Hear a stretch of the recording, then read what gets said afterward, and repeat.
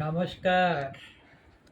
আপনারা দেখছেন সলিল বাগচির ভিডিওতে তারই লেখা কবিতা পাঠ।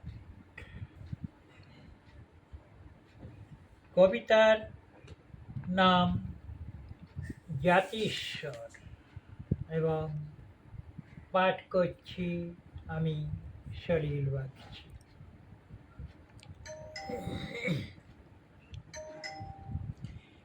এই জনমের মানুষ আমি একদিন হারিয়ে যাব মৃত্যুর পরপারে গিয়ে, ঠিকানা আমার থাকবে না।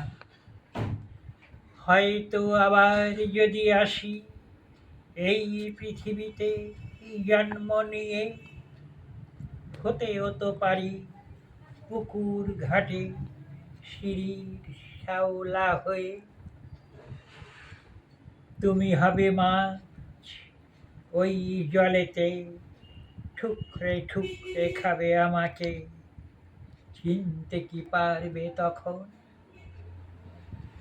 না তুমি না আমি কখনো।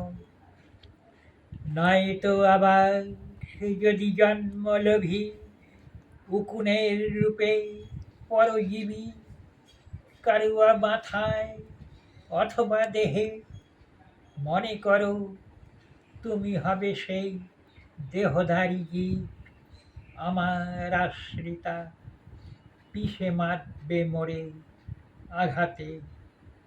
চিনতে কি পারবে সেই দিন? আমি ছিনু তব পাশে, ছিনু তব হৃদয় দর্পণে। যদি মনে পড়ে কোনো একদিন ফিরে আসি পুনঃ মানুষের রূপে, তুমিও থাকবে যদি কাছে মনুষ্য কায়ায় চেনা দিয়ে। তবেই তো হবে তুমি জাতিস্বর, অথবা আমি হয়তো। নমস্কার।